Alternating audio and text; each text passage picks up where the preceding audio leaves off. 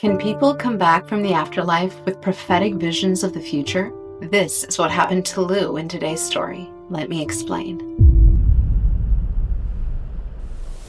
It was the summer of 1963, and a young man named Lou, who was in the Navy and was just about to be discharged in October. He just got a brand new shiny Mustang, and he was excited to see his friends and spend time with the ladies and just overall have a great summer. One evening, one of his friends was having a huge going away party, and Lou was running late. So the girls who were at the party were calling Lou, trying to get him to hurry up.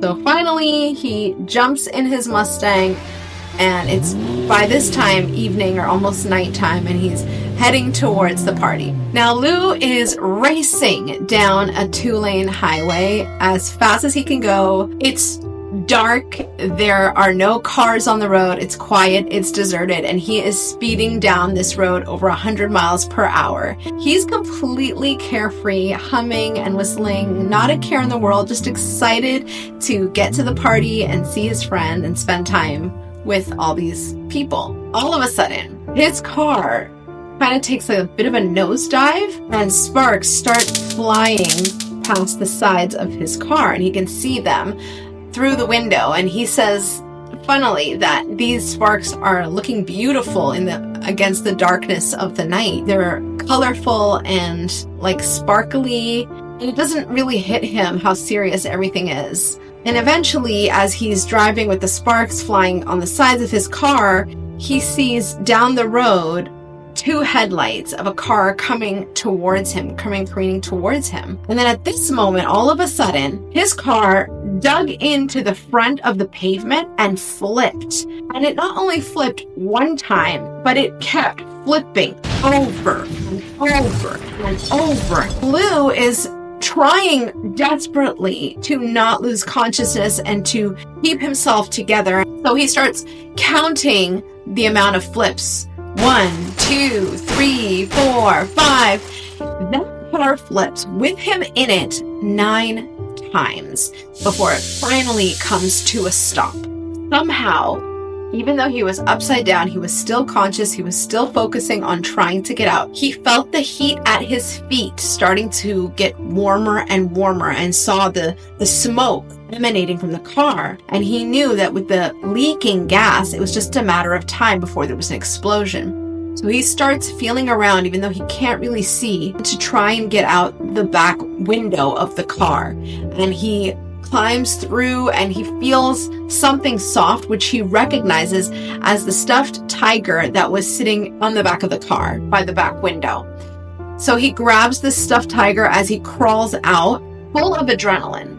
Lou finally gets to his feet, but as soon as he does, there's a huge explosion that sends him 20 to 30 feet in the air.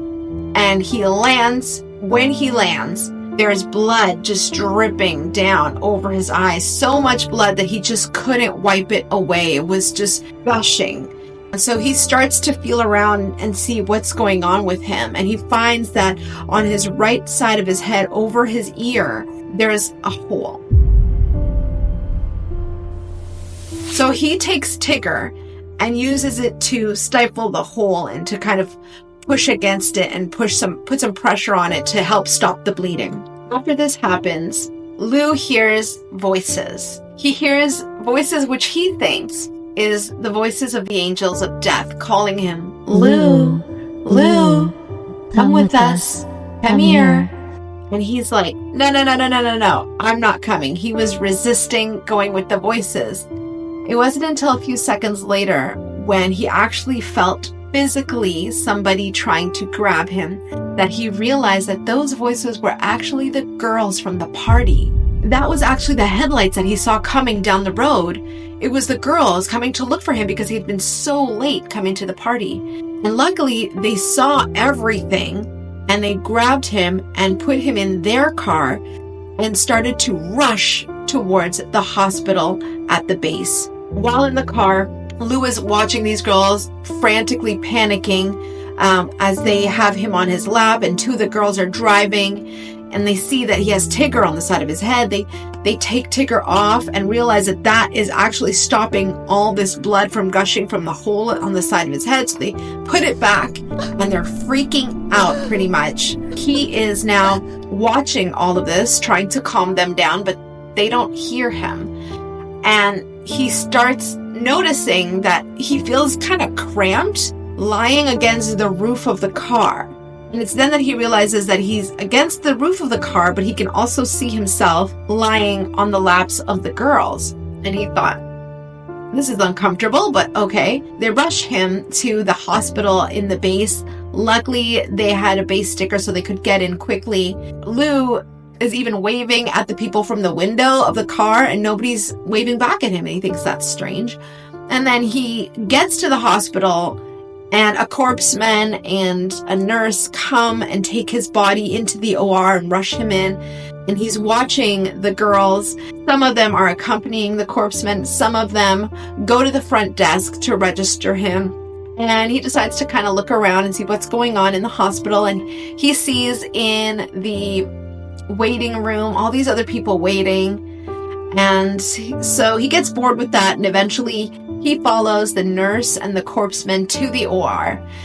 So he walks into the OR and he sees everybody being frantic, and he hears the doctor calling to put a plate in his head, and then the corpseman who's standing beside him is asking the doctor, should I sew up the gash in his hand? And the doctor kind of assesses the situation for a moment, and he says, well, I don't think he's going to make it, but go ahead. Lou is watching all of this happen, and he's like, okay, like he doesn't really understand what's going on right now. He realized that that person is gone, and it takes him a minute to realize that he's actually that person. And the doctor eventually falls off the plate on the side of his head and says, tag him and tag him, he's gone. So at that moment, Lou starts to float up. And he's floating higher and higher and higher and higher, and he can't help this floating. There's nothing he can do. He's just being taken up above the scene and out of this realm and into what he describes as a dark tunnel. And in this dark tunnel, it's very dark, but there's still lights coming from somewhere. There's illumination, and he believes it's because at the very far end of the tunnel, there is a bright light. And he is going towards it, and he's floating. He cannot touch the sides or the bottom. He's kind of just floating in the middle of the tunnel. Nothing is touching him. And then he sees something else in the tunnel. Wait, I'm sorry. Have you subscribed yet? It's a free way to support this channel and get these videos out. I would really appreciate it. Thank you so much. Let's continue. So Lou has just died and left the earthly realm, and he is currently floating through this kind of dark ethereal tunnel that he doesn't touch the sides of. And he sees religious men, a whole bunch of different religious men from different religions wearing like togas and cloths and like sarongs and different types of garments from Eastern and Western religions. He sees them kind of just on the sides of the tunnel praying, and he's just floating by them, and none of them notice him. He wants to stop and talk with them, but he can't. He's unable to control what's happening with his movement. And then he notices the last priest or the last religious man in the middle of the tunnel sitting down. He actually floats over him, and it occurs to Lou that these religious men represent the different religious paths that he tried during his lifetime. He had tried all these different religions, Native American religions, and lots of different religious practices while he was alive, trying to find the right one. He just floated past all of these people, and he saw them at some point all doing like a blessing sign in some form. He wasn't sure what that meant, but he continued on. And finally, he reached the end of the tunnel. And at the end of the tunnel is what he describes as a huge canvas of light. He calls it a canvas.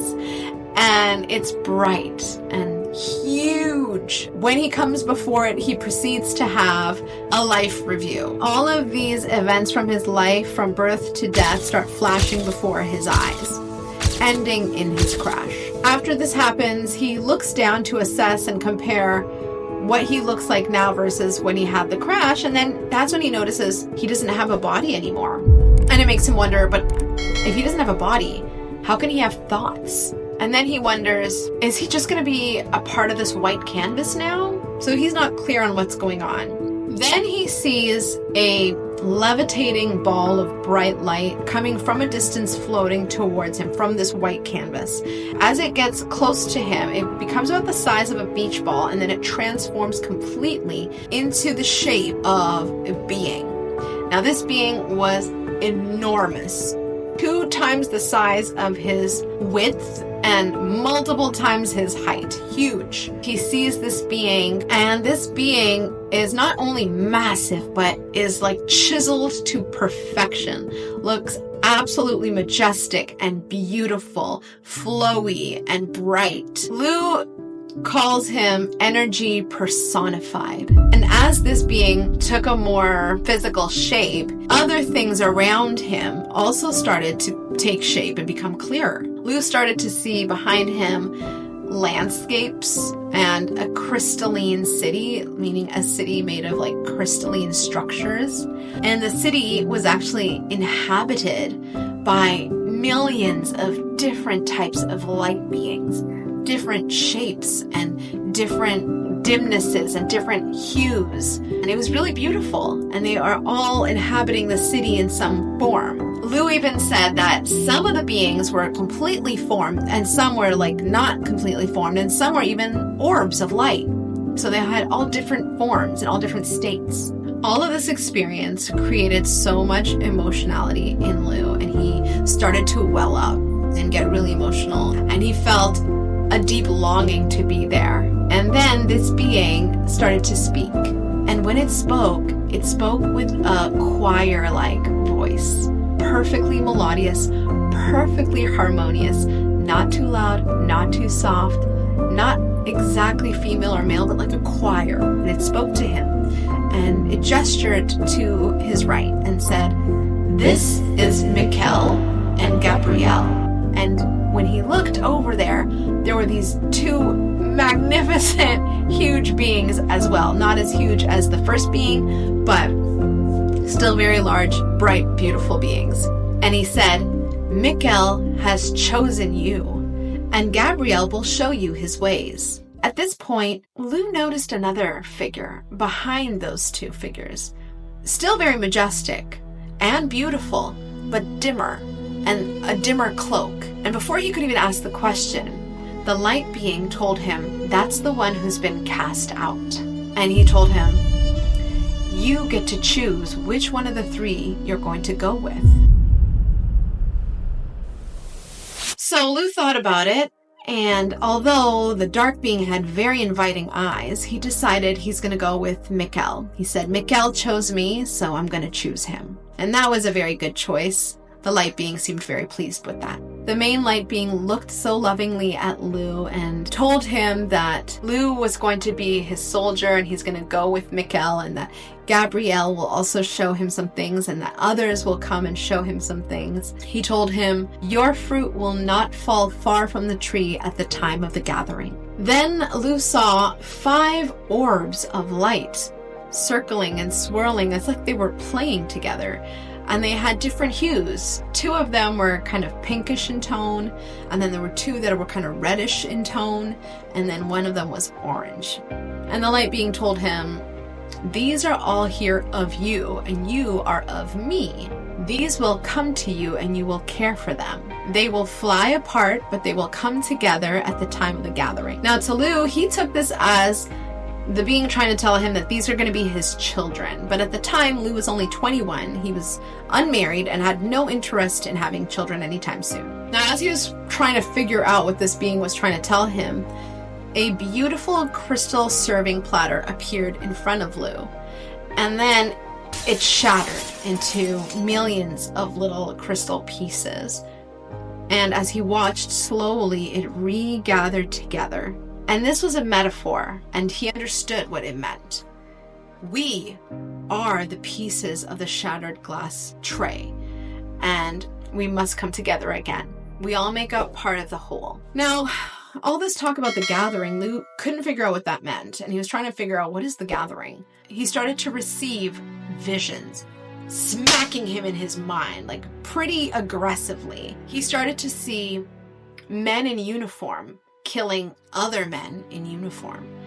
And some of them even had America's insignia on it. He also saw thousands of people who were not in uniform killing other thousands of people who were not in uniform. He asked the light being, why is this happening? And the light being responded, man will prey on man until man prays for man. Then he got another vision. This time he saw floods. All these floods happening, all different parts of the world. And all this livestock was being lost, people were dying. And after that, he saw an eruption of volcanoes all over the world again. And the lava just covering cities and towns and killing people. After the volcanoes, he saw earthquakes all over the world again. Mostly in Europe, but even in the US, he saw a major one there. And again, thousands of lives lost. But then the being said something even more troubling. After seeing these horrendous visions of things that were to happen on the earth, wars, floods, volcanic eruptions, earthquakes, the being looked at Lou and said, there's going to be more of this. And there's even going to come a time when it all happens at the same time. It's going to be the time of man's greatest sins, where man turns from me and looks to himself as a god. After that, Michael beckons Lou to go with him, and he wants to show him the vastness of the universe. So they go hand in hand, and they're traveling through the galaxies and the stars, and he's flying past all these planets, and he's going through time-space back to the beginning of when time and space started. He saw an uncountable amount of planets and stars. The galaxies got denser and denser as he neared the beginning of time-space. And he got to see how everything kind of broke out from the center and expanded, and how the center of it is the original, and it doesn't change and it doesn't end. Lou describes everything within the universe as like a circle within a circle within a circle within a circle. Dimensions are kind of laid within each other and on top of each other, and there's layers of existence of different dimensions or realms, and they're all kind of copies of the original realm. And he watched like millions of little orbs going in from one planet to another. He said like they looked like bees pollinating flowers. And he was able to see that different planets had different creatures, but they all had commonalities. They all had a head, they had a body, they had extremities. Some were more formed than others. And occasionally the light beings would animate them. And Michael told Lou, you're never going to be made to forget this. As Lou journeyed with Miguel through space-time and he passed the Orion galaxy, he had another vision. And this time he saw New York, and he saw utter chaos and destruction in New York. He didn't know what it was. This was 1963, but that's what he saw. He also saw a specific huge earthquake that rated 8.6 on the Richter scale in a city called Eureka, which he didn't know where it was either. And then he saw a radio announcer telling people basically to go from a place of disaster and how to get to a place of safety. Then he saw a space station falling from heaven. He also saw multiple missiles being fired by multiple nations into space. At this moment, Gabrielle appeared by his side. Then he started to see that the sun started expanding, and the ectoplasms on it started to fire more than usual, more actively than usual. And it started to expand in the direction of the planets. This also happened at the same time that a large object flew past him towards the Earth. He doesn't know what it is. He doesn't say what it is. But it flew past him towards the Earth, and it flew into the Earth at such speed that it caused the Earth to kind of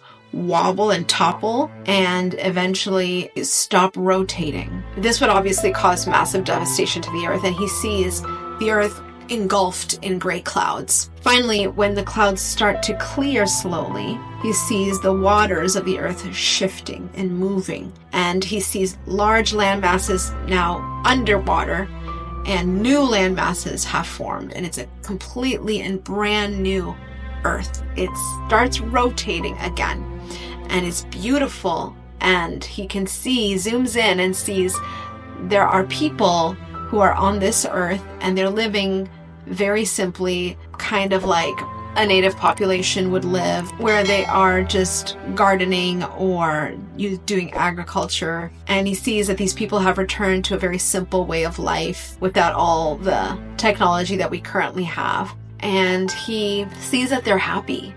It warms his heart. He sees multiple tribes starting to gather together and form nations, and there's no war. There's no more war. It's all peace and happiness now on this new Earth. So Lou, of course, was curious, like we all are, of what happened to the people. And Gabrielle said they all were taken up, and they were taken up at different levels, and some of them stayed up and are not coming back to the Earth, and some people have come back to the Earth to replenish it and regrow it and renew it. After watching this, Lou was returned to the main glowing being of light and the 5 orbs, and he really wants to stay, he wants to explore more, but he can't. He's not allowed to. But he is left with a message. The light being tells him to tell people that if they spread the love that they brought with them to the physical world, they would know that their creator eagerly awaits them. Lou still had a lot of work to do back on Earth, a lot of people to love and serve, and so he was sent back through the tunnel that he came in. Poor Lou, he woke up in excruciating pain and a nurse scrubbing the side of his head, and she was surprised that he woke up. He asked what had happened, and she basically told him that he was about to get shipped to the morgue when the corpseman noticed some movement under the sheet, and so they rushed him back to OR. And he was in a coma for 7 days, and then finally he woke up, and he was feeling pretty good, actually. The doctor came in and saw him and spoke with him. He was feeling okay, so good in fact, that he was able to get discharged the next day. So he was only in the hospital for just over a week. And as you can guess, he made a full recovery. And Lou doesn't actually talk about his experience. He thinks people are going to call him crazy if he does. So thank you, Lou, for sharing this online so that I can share it with our viewers. I really hope that you've enjoyed this episode. If you have, please make sure you hit subscribe to support this channel and get these videos out. And I'll see you in the next one. Bye!